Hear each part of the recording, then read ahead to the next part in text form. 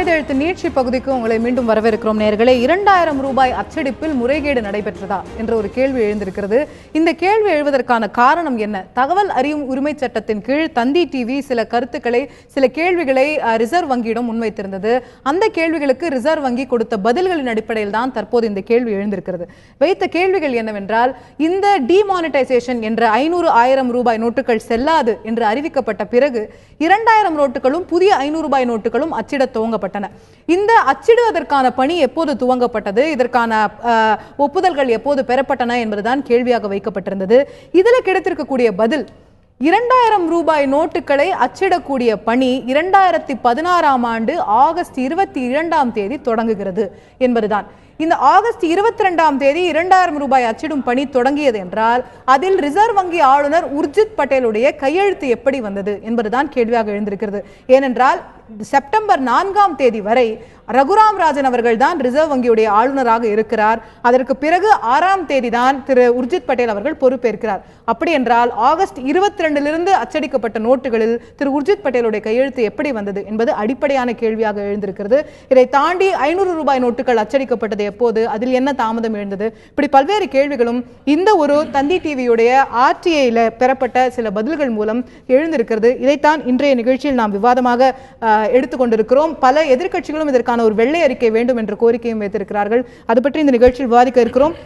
பாஜகவுடைய செய்தி தொடர்பாளர் திரு நாராயணன் அவர்கள் நம்மிடையே தொடர்கிறார். அதே போல வங்கி ஊழியர் சங்கத்தைச் சேர்ந்த திரு கிருஷ்ணன் அவர்கள் இன்னும் சற்று நேரத்தில் நம்மிடையே இணைய இருக்கிறார். நான் திரு நாராயணன் அவர்கள்ட்ட இருந்தே தூங்குறேன். அடிப்படையா நான் கேட்ட கேள்விதான். ஆகஸ்ட் 22ஆம் தேதி பிரிண்டிங் ஸ்டார்ட் ஆகுது. ஆனா ஆளுநர் மாறுறதே செப்டம்பர் 6ஆம் தேதி தான் போது அவரோட கையெழுத்தோட அந்த நோட்டு எப்படி? தகவல் அறியும் உரிமை சட்டத்தின் மூலமாக தமிழகத்தில் இருக்கக்கூடிய அனைத்து மக்களுக்கும் இந்த வெள்ளை அறிக்கை என்று எதிர்க்கட்சியினர் கேட்டாலும் கூட அதை தந்தி தொலைக்காட்சியின் மூலமாக மக்களுக்கு நீங்கள் உணர்த்துவதற்கு எங்களுடைய கட்சியினுடைய பாராட்டுகள், அரசினுடைய பாராட்டுகள். ஏன்னா இந்த நீங்கள் கேட்ட கேள்வி சரி, கொடுத்த பதிலும் சரி.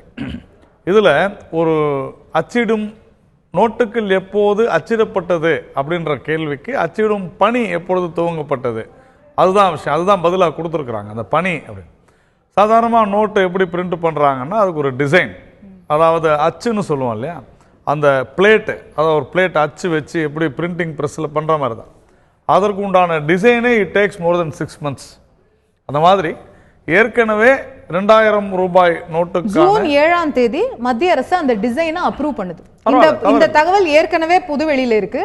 2016 ஜூன் 7ஆம் தேதி டிசைன் இஸ் அப்ரூவ்ட். இல்ல, இதுதான் அசோகா ப்ராப்ளம். என்னன்னா நாங்க தான் முதல்ல இருந்தே சொல்லிக்கிட்டு இருந்தோம். இதே ஆர்பிஐ நவம்பர் 8ஆம் தேதி எங்களிடம் 4,90,000 கோடி ரூபாய்க்கு 2000 ரூபாய் நோட்டை இருந்ததுன்னு ஒரு சர்க்குலரே கொடுத்துருக்காங்க. ஏன்னா ஆகஸ்டே தொடங்கிட்டாங்கல்ல. இல்ல, அதுதான் தவறா சொல்றீங்க. ஆகஸ்ட்ல பணி தொடங்கியதை தவிர, அதாவது செப்டம்பர் 6ஆம் தேதி உர்ஜித் பட்டேல் பதவி ஏற்கிறார். அப்போ உங்களுக்கு நோட்ஸ் பிரிண்டிங்க்கு போகும்போது 4ஆம் தேதி போகுது, 6ஆம் தேதி பதவி ஏற்கிறாரு. பிரிண்ட் ஆனோடனே இவர் பிரிண்ட்ல தான் அவர் கையெழுத்து போடுறாங்க. அது முதல்ல அப்புறம் கையெழுத்து போட மாட்டாங்க. பிளேட் தான் பிரிண்ட்னா ஒரு நோட்லயும் போட முடியாது. பிளேட்ங்கிறது எப்போ தயாரிப்பாங்க? அதுதான் சொல்ல வரேன். டிசைன் முன்னாடி டிசைன் தயாராவதற்கு தான் கிட்டத்தட்ட 3-4 ஆகஸ்ட் 22ங்கிறது என்ன நடந்தது அதான் நான் கேக்குறேன். அப்ப ஒண்ணு நடக்கல. 2000 ரூபாய் நோட்டை ரெடி பண்ணனும் அப்படிங்கறது விஷயம். அதுதான் ஏற்கனவே நோ பிரிண்டிங்க்கு உண்டான பணி என்னன்னா, நீங்க உதாரணத்துக்கு ஒரு கல்யாணத்துக்கு பத்திரிகை அடிக்கணும் அப்படின்னு சொன்னா நாம முதல்ல போய் டிசைனை பார்ப்போம். அப்புறமா அந்த வார்த்தை எல்லாம் என்னெல்லாம் எழுதணும் அப்படிங்கலாம் நம்ம எழுதி design approval was given on June 7. இருக்கட்டும், பரவாயில்ல. இல்ல, டிசைன் அப்ரூவல் இல்ல, ஸ்டார்டிங் ஒர்க். தவறா சொல்றீங்க. மத்திய அரசாங்கம் கொடுத்த நீங்க நீங்க அந்த ஆர்டிஐல கேட்ட கேள்வியும் கொடுத்த பதிலையும் நீங்க இன்டர்பிரட் பண்ணாதீங்க. நீங்க கேட்ட கேள்வி கொடுத்த பதில் என்ன பணி, நீங்க இல்லம்மா அப்படின்னா நீங்க என்ன சொல்லிருக்கணும்னா, இந்த நோட்டெல்லாம் ஜூன் மாசமே அச்சடிச்சிட்டாங்க இல்லையே.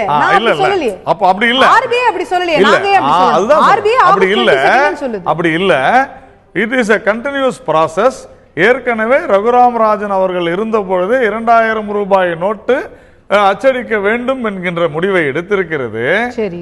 அவருடைய ஒப்புதலோடு தான் அதை எடுத்திருக்கிறது. இல்ல, அந்த நோட்டு அச்சிடும் பொழுது சொல்றாங்க அந்த பிரிண்டிங் ப்ரொசீஜர்னா ஆகஸ்ட் 22 இருந்து செப்டம்பர் 6 வரைக்கும் என்ன நடந்ததுன்னு சொல்லுங்க. இல்ல, அது எவ்வளவு ப்ரொசீஜர், அதுதான் சொல்ல வரேன். நிறைய இருக்குது. நான் வேணா படிச்சு காமிக்கிட்டோமா உங்களுக்கு? அதாவது இந்த the design of the plates that was finalized 6 months back, the notes were sent for printing after 4th September. நல்லா புரிஞ்சுங்க. அப்படின்னா அந்த it generally takes 2 months for the plates to be redesigned with the sign of the governor, but in this case the plates were already designed and just needed the governor's signature before they were finalized. அதாவது இந்த plates வந்து ரெடியா இருந்தது. Note print பண்ணும் பொழுதுதான் அந்த பிளேட்ல கையெழுத்து போட்டு அனுப்பிச்சாச்சு. இட் டேக்ஸ் 1 டே. அவ்வளவுதான். எனக்கு அடிப்படையான ஒரு சந்தேகம், அந்த பிளேட்ங்கிறது வந்து இட்ஸ் a metal plate இல்ல வேற ஏதோ ஒரு இது வந்து அது பேப்பர் கிடையாது. எல்லா இடத்துலயும் இருக்கு. அது பேப்பர் கிடையாது அப்படிங்கறத நம்ம புரிஞ்சுக்க முடியும் இல்லையா? அப்போ அந்த பிளேட்ல அந்த டிசைனை முழுசா செஞ்சுட்டாங்க. 4ஆம் தேதிக்கு பிறகு தான் பிரிண்டிங் பண்ணாங்கன்னு சொல்றீங்க. அந்த பிளேட்ல இருக்கிற டிசைன்ல கையெழுத்து வேணும் இல்லையா? ஆமா, அது 4ஆம் தேதிக்கு மேல அவர் போட்டுருப்பாரு, இல்ல 6ஆம் தேதி போட்டுருப்பாரு. அப்போ அந்த பிளேட் டிசைனே 4ஆம் தேதிக்கு அப்புறம் தானே செஞ்சிருக்க முடியும். இல்ல இல்ல, தவறா சொல்றீங்க. இல்ல அது தப்பா சொல்றீங்க நீங்க. அந்த கையெழுத்துக்கு உண்டான அந்த இது அந்த ஸ்பேஸை விட்டுட்டு கூட பண்ணிருக்கலாமே. நீங்க எப்படி இல்லன்னு அப்ப அத மட்டும் கடைசி நேரத்துல இன்சர்ட் பண்ண தவறு என்ன இருக்குது? ஏன் அதுல என்ன தவறு இருக்கு எனக்கு புரியல. ஒரு நோட்டோட டிசைன்ல ஒட்டுமொத்தமா இல்ல சார், ஒரு நோட்ங்கிறது எவ்வளவு செக்யூரிட்டி ஃபீச்சர்ஸோட வருது இல்லங்க. அப்ப நம்பர் இந்த நம்பர் ஒரே நம்பர் தான் வருமா எல்லா நோட்லயும்? நம்பர் எப்படி மாறும்? ஒரு விஷயம் சொல்றேன் கேளுங்க. ஒரு டினாமினேஷன்லயும் அசோகா ஒரு டினாமினேஷன்லயும் காம்பினேஷன் பாத்தீங்கன்னா 608 கோடியே 39,99,999 காம்பினேஷன் இருக்கும். அப்போ அத மாத்திக்கிட்டே தானே இருப்பாங்க. சிக்னேச்சரும் இப்ப நான் என்னோட புரிதல் வந்து நோட் எல்லாம் அடிச்சாச்சு, சிக்னேச்சரை மட்டும் கடைசியா பிரிண்ட் பண்ணாங்க. இல்ல, நோட் எல்லாம் எப்படி அடிக்க முடியும்? நீங்க புரியாத பேசுறீங்க. 2 வாரத்துக்கு ஒரு முறை நோட் அடிப்பாங்க. ஒவ்வொரு முறையும் இந்த ஆக்சுவலா நோட்ல சிக்னேச்சரை கடைசியா இன்க்ளூட் பண்ணாங்க. இல்லங்க, அந்த பிளேட்ல அதுதான் சொல்றேன். இந்த அந்த பிளேட் சிக்னேச்சர் ஒரு காம்போனன்ட் மட்டும் தனியா பண்ண முடியுமா? அதற்கான வாய்ப்பு இருக்கு. எல்லாம் நீங்க சாதாரணமா எந்த பிரஸ்ல போய் பாருங்க, அப்படிதான் பண்ணுவாங்க. ரைட். சோ இந்த சிக்னேச்சர் போர்ஷன் மட்டும் 4ஆம் தேதி இன்க்ளூட் பண்ணலாம். எஸ், ஆகஸ்ட் 2ஆம் தேதி நோட் அடிக்கப்படல. வேற வாய்ப்பே இல்ல. அந்த மாதிரி செஞ்சிருந்தா இல்லீகல்ல. திரு உர்ஜித் பட்டேல் அவர்கள் 4ஆம் தேதிக்கு முன்னாடி கையெழுத்து போடல அப்படிங்கறத நம்ம ரொம்ப தெளிவா வாய்ப்பே கிடையாது. ரைட். ஒவ்வொரு முறையும் எந்த ஒரு நிறுவனம் கூட, தனியார் நிறுவனம் கூட அதை செய்ய முடியாது. அதுவும் இது இந்திய அரசாங்கம், இதுக்கெல்லாம் வாய்ப்பே இல்லை. ரைட். ஒவ்வொரு முறையும் ஒரு புதிய ரிசர்வ் வங்கியுடைய ஆளுநர் பொறுப்பேற்கும் போது அவர் வந்து புது நோட்டில் அவர் முதல் முறையாக கையெழுத்து இடக்கூடிய காட்சி ஊடகங்களை அழைத்து ஒரு போட்டோ ஆப் கொடுத்து ஒரு விஷயமாக ஒரு புகைப்படமாக ரிலீஸ் செய்யப்படும், வந்து பேசப்படும். அது திரு உர்ஜித் பட்டேல் அவர்களுக்கு செய்யப்பட்டதா என்ற கேள்வி எழுந்திருக்கிறது. ஏன் செய்யப்படவில்லை என்பதும் அதன் கூட எழக்கூடிய கேள்வியாக இருக்கிறது. நான் வங்கி ஊழியர் சங்கத்தைச் சேர்ந்த திரு கிருஷ்ணன் அவர்கள் தற்போது நம்மிடையே இணைகிறார். நான் அவரிடத்துல கேட்க விரும்புகிறேன். இந்த ஆர்டிஐயோட நீங்க பார்த்திருப்பீங்க, தந்தி டிவியில் வெளியிடப்பட்டது. ஆகஸ்ட் 22ஆம் தேதி அச்சடிக்கும் பணி 2000 ரூபாய் நோட்டுகளுக்கு துவங்குது. ஆனா ஆளுநர் வந்து செப்டம்பர் 4ஆம் தேதிக்கு மேலதான் பதவி இருக்கிறார்னு சொல்லும்போது இயல்பா அவருடைய கையெழுத்து எப்படி வந்தது அப்படிங்கிற கேள்வி எழுகிறது. திரு நாராயணன் அவர்கள் சற்று முன்னர் ஒரு விளக்கம் கொடுத்தாரு. அந்த பிளேட் எல்லாமே ரெடி பண்ணிடலாம், அந்த ஆளுநருடைய சிக்னேச்சரை மட்டும் வந்து கடைசி நேரத்தில் அந்த டிசைன்ல இன்க்ளூட் பண்ணப்பட்டிருக்க வாய்ப்பு இருக்கு, செப்டம்பர் 4க்கு அப்புறம் தான் பிரிண்டிங் துவங்கப்படுறதுக்கான வாய்ப்பு இருக்குன்றது அவருடைய பார்வையாக இருக்கிறது. ஒரு வங்கியுடைய மூத்த ஊழியரா இந்த நோட்டுகள் அச்சடிப்பது போன்ற விஷயங்கள் தொடர்பா உங்களுக்கு நிறைய நாலேஜ் இருக்கக்கூடும். இது போன்ற ஒரு விஷயம் சாத்தியமா? அந்த ஆளுநருடைய கையெழுத்து மட்டும் கடைசி நேரத்தில் சேர்க்கப்பட்டிருக்கிறதுக்கான வாய்ப்பு இருக்கா திரு கிருஷ்ணன்? அதாவது ஆகஸ்ட் 22 பணி துவக்கப்பட்டு திரு உர்ஜித் பட்டேல் அவர்களுடைய கையெழுத்து அதில் இருக்குன்னு சொன்னால் கண்டிப்பாக அது வந்து சட்டவிரோதமானது. அப்படி வந்து நடந்திருக்கான்றது இப்போ ரைட் இன்ஃபர்மேஷன் ஆக்டில் ஆகஸ்ட் 22 பணி துவக்கப்பட்டதுன்னா அது அப்படி தான் நடந்திருக்குன்ற மாதிரி தெரியுது. ஆகஸ்ட் 20 அவரோட அப்பாயின்மெண்ட் ஆயிடுச்சு. அதனால் எப்படி இருந்தாலும் அவர் கவர்னர் ஆகிட போகிறார் அப்படிங்கிற ஒரு பார்வையில் அப்படி ஒன்று நடந்திருக்கிறதுக்கான வாய்ப்பு இருக்குது. அது அப்படி நடந்திருந்தால் உண்மையிலே வந்து ரொம்ப சட்டவிரோதமானது. ஒரு ரகுராம் ராஜன் அவர்கள் கவர்னராக இருக்கும்போது திரு உர்ஜித் பட்டேல் அவருடைய கையெழுத்து என்பதெல்லாம் ஏற்க முடியாது. இதில் ஏன் நமக்கு திரும்ப திரும்ப சந்தேகம் வருதுன்னு சொன்னால், பல விஷயங்கள் மூடி மறைக்கப்படுகிறது. சமீபத்தில் ஜனவரி மாதம் 18ஆம் தேதி திரு உர்ஜித் பட்டேல் அவர்கள் வந்து ஸ்டாண்டிங் கமிட்டி ஆன் ஃபைனான்ஸ் அதனுடைய பாராளுமன்ற உறுப்பினர்கள் 31 உறுப்பினர்களை சந்தித்தார். அப்படி சந்திக்கும் போது கேட்கப்பட்ட பல கேள்விகளுக்கு அவர் விடை அளிக்கவே இல்லை. உதாரணமாக எவ்வளவு ரூபாய் நோட்டுகள் இதுவரைக்கும் செல்லாத நோட்டுகள் 1000 ரூபாய் 500 ரூபாய் நோட்டுகள் வந்ததுன்னு கேட்கும்போது அவர் எனக்கு தெரியாது, அது பதில் சொல்ல முடியாது அப்படின்ட்டாரு. டிசம்பர் மாதம் 10ஆம் தேதியே 12.44 லட்சம் கோடி ரூபாய் வந்து விட்டதாக சொல்கிறார்கள். அதுக்கப்புறம் ஒரு 20 நாள் கழித்து என்ன வந்திருக்குன்றத ஜனவரி மாதம் 18ஆம் தேதி கூட சொல்ல முடியல, அதை நாங்கள் எண்ணி தான் சொல்லணும்னு வரும்போது பல விஷயங்கள் மூடி மூடி மறைக்கப்படும் போது பல தவறுகள் நடந்திருக்குமோ அப்படிங்கிற ஒரு ஐயப்பாடு கண்டிப்பா வருது. அதே போல நீங்க பாத்தீங்கன்னா ஆர்டிஐல இன்னொரு இன்ஃபர்மேஷன் வந்திருக்கு. இந்த நோட் அச்சடிக்கக்கூடிய விதங்கள்ல நீங்க ஒரு புரிதலை கொண்டிருப்பீங்கன்னா பிரிண்டிங் பிரஸ்ல இருந்து ட்ரெஷரி செஸ்ல இருந்து அந்த நோட் எப்ப வரும் எப்ப போகும்ன்ற விஷயங்கள் இது குறித்து நீங்க டிமானிட்டைசேஷன் வந்த சமயத்துல என்னன்னாக்க நீங்க என்னோட கேள்வியை முடிச்சிடுறேன், மன்னிக்கணும். இந்த டிமானிட்டைசேஷன் வந்த சமயத்துல நீங்க ஒரு நீண்ட அறிக்கையும் கொடுத்திருந்தீங்க, இந்த பிரிண்டிங் பிரஸ் எல்லாம் எப்படி வேலை செய்யும், எவ்வளவு நோட் அங்க அடிக்கப்படும் அப்படின்னு சொல்லி. சோ அந்த அனுபவத்துல இருந்து இந்த சிக்னேச்சர் கடைசி நேரத்துல சேர்க்கப்பட்டிருக்கலாம் அப்படின்னு ஒரு விஷயத்த சொல்றாரு. அது சட்டவிரோதமா தான் நடந்திருக்கும் நம்ம எப்படி சொல்ல முடியும்? கடைசி நேரத்துல சேர்க்கப்பட்டிருக்கலாம் இல்லையா திரு நாராயணன் அவர்கள் சொல்வது போல? அதாவது என்ன விஷயம்னாக்க ஆகஸ்ட் 22 நாங்க பிரிண்டிங் process ஆரம்பிச்சிட்டோம் அப்படின்னு ஏன் அவங்க சொல்றாங்க? எனக்கு அந்த கேள்விக்கு தான் ஆர்டிஐல நீங்க கேட்ட கேள்விக்கு அவங்க பிரிண்டிங் ப்ரொசீஜர் அப்படிங்கிற வார்த்தையை பயன்படுத்துறாங்க. வழக்கமா வங்கிகள்ல அது என்ன மாதிரியான விஷயங்களுக்கு பயன்படுத்தப்படும்? நோட் அச்சடிக்கிறது அப்படின்னு புரிஞ்சுக்கணுமா, இல்ல திரு நாராயணன் அவர்கள் சொல்றது போல பிளேட் தயாரிக்கிறது மற்ற விஷயங்கள்னு புரிஞ்சுக்கணுமா? இல்லைங்க, அதாவது வங்கிகளுக்கும் இதுக்கும் பெரிய சம்மந்தம் இல்லைங்க. நோட் அச்சடிப்பதுன்றது நான் ஏற்கனவே சொன்ன மாதிரி அந்த அறிக்கையில் சொன்ன மாதிரி 4 பிரிண்டிங் ப்ரெஸ்ஸு கவர்மெண்ட் ஆஃப் இந்தியாவுக்கு சொந்தமான அந்த நாசிக்லையும் டேவாஸ்லையும், ரிசர்வ் வங்கிக்கு சொந்தமான மைசூர்லேயும் சல்போனி இதில் தான் அடிக்கிறாங்க. அந்த அடிக்கிற ப்ராசஸுக்கும் வங்கிக்கும் அந்த சம்மந்தம் இல்லை, அது தனியாக அச்சடிக்கப்படுகிறது. அந்த பிரிண்டிங் ப்ரொசீஜரை 22ஆம் தேதி ஆரம்பித்தோன்னு சொன்னால் ஒரு ப்ரொசீஜர் கம்ப்ளீட் ஆகுதுன்னு சொன்னால் அந்த பிளேட் உட்பட, அதாவது இதெல்லாம் எங்கேயுமே மேனுவல் இன்டர்வென்ஷனே கிடையாது. ஒன்ஸ் நீங்கள் வந்து பிளேட்டை போட்டு உள்ளே அனுப்பிச்சாச்சுன்னா அது வெட்டி கடைசியாக வந்து பேக் பண்ணுற வரைக்கும் எல்லாமே வந்து மெக்கனைஸ்டு. இதில் வந்து கையெழுத்தை வந்து செப்டம்பர் 4ஆம் தேதிக்கு அப்புறம் அவர் போட்டான்னு சொன்னால் போட்டுக்கலாம். ஏன்னா நீங்கள் வந்து அந்த பிரிண்டிங் ப்ரெஸ்ஸோட கெப்பாசிட்டி வச்சு பார்க்கும்போது இந்த நோட்டுகள் அச்சடிப்பதற்கு ஒரு 35 நாட்கள் முழு கெப்பாசிட்டி இருந்தால் போருன்னு இருக்கு. ஆனால் நான் என்னோட பாயிண்ட் என்னென்னா மூடி மூடி மறைக்கப்படவே பல சந்தேகங்களுக்கு இது இடம் கொடுக்கிறது அப்படிங்கறத நான் அழுத்தமா சந்தேகங்களுக்கு இடமளிக்கக்கூடிய வகையில அரசாங்கத்துடைய செயல்பாடு இருந்திருக்கு அப்படிங்கறது உங்களுடைய விமர்சனமா நான் புரிஞ்சுக்கிறேன். திரு நாராயணன் அவர்கள்ட்ட இன்னொரு விஷயத்தையும் எடுத்துட்டு போக விரும்புறேன். 500 ரூபாய் note. S S Thiru Krishnan ஏதோ சொல்ல வந்தீங்க. இல்ல 500 ரூபாய் நோட்டுகளை பொறுத்த வரைக்கும் பாத்தீங்கன்னு சொன்னா நவம்பர் மாதம் 8ஆம் தேதி ஆர்டிஐல கேட்கும்போது ஒரு புதிய 500 ரூபாய் தாள் கூட ரிசர்வ் வங்கியில் இல்லை அப்படின்னு சொல்லியிருக்காங்க. அப்படின்னா என்ன அர்த்தம்? அதாவது 500 ரூபாய் நோட்டே இல்லாமல் வெறும் 2000 ரூபாய் நோட்டு, அதுவும் தேவையான அளவுக்கு அச்சடிக்காமல், அது நீங்கள் அந்த ஆர்டிஐ இன்ஃபர்மேஷன் நீங்கள் பார்த்தீங்கன்னு சொன்னாக்க 247 crore பீஸ், அதாவது 4,94,000 கோடி ரூபாய் தான் இருந்திருக்கு.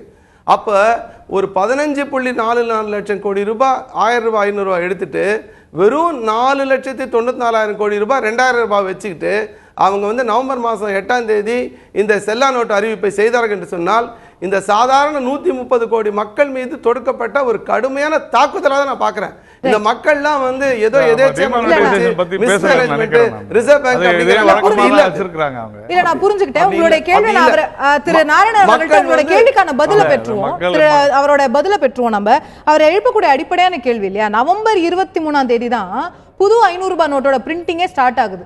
நவம்பர் 8ஆம் தேதி எல்லாம் செல்லாதுன்னு அறிவிச்சாச்சு. அப்போ ஒரு தயாரிப்பு முன் தயாரிப்பு அப்படிங்கறதே இல்லை. 8ஆம் தேதி அறிவிச்சு 23ஆம் தேதி தானே பிரிண்டிங்கே துவங்குறீங்கன்ற கேள்வி. அதாவது நீங்க 6 மாசம் முன்னாலேயே 2000 ரூபாய் நோட்டு எப்படி டிசைட் பண்ணீங்கன்னு முதல்ல ஒரு கேள்வி கேக்குறீங்க. நான் எப்படி டிசைன் பண்ணீங்கன்னு கேட்கல, மன்னிக்கணும், எப்படி டிசைன் பண்ணீங்கன்னு கேட்கல. 22ஆம் தேதி பிரிண்டிங் ஸ்டார்ட் ஆச்சு, கையெழுத்து எப்படி வந்தது மட்டும் தான் கேட்டேன். நீங்க ஏன் முன் தயாரிப்போட இருந்தீங்கன்னு நான் கேட்கவே இல்லை. அரசு முன் தயாரிப்போட தான் இருந்தது. மறுபடியும் சொல்றேன், அவர் கேட்ட கேள்விக்கு எல்லாத்துக்கும் ஒட்டுமொத்த ஒரே பதில், இந்த அரசு ஏதோ தெரியாதையோ அவசரமாவோ எதையுமே செய்யல, திட்டமிட்ட ரீதியில தான் டிமானிட்டைசேஷன் என்பவற்றை நாம் செய்தோம். கடந்த 2.5 வருடங்களாக நீங்க முன்னேற்பாடு இருந்ததுன்னு சொன்னதுனால கேள்வி கேட்க வேண்டிய அவசியம் வருது. 500,000 செல்லாதுன்னு 8ஆம் தேதி அறிவிக்கிறோம். 8ஆம் தேதி ஆர்டிஐல ரிசர்வ் வங்கி சொன்ன தகவல் படி 2000 ரூபாய் நோட்டு மட்டும் தான் கையில இருந்திருக்கு, 500 ரூபாய் நோட்டே இல்ல. அப்ப இது முன் தயாரிப்புன்னு எப்படி நம்ம சொல்லுங்க? எதுக்கு இருக்கு நான் சொல்லுங்க. 500 ரூபாய் நோட்டு நான் வச்சிருக்கணும் என்ன கட்டாயம்? சரி, எங்களுக்கு வேணும், மக்களுக்கு கொடுக்கணும் சார். மக்களுக்கு அந்த நேரத்துல கருப்பு பணத்தை பதிக்கிறவர்களுக்கு அதிக அளவுல அந்த பணம் போய் சேரக்கூடாதுன்றனால திட்டமிட்டு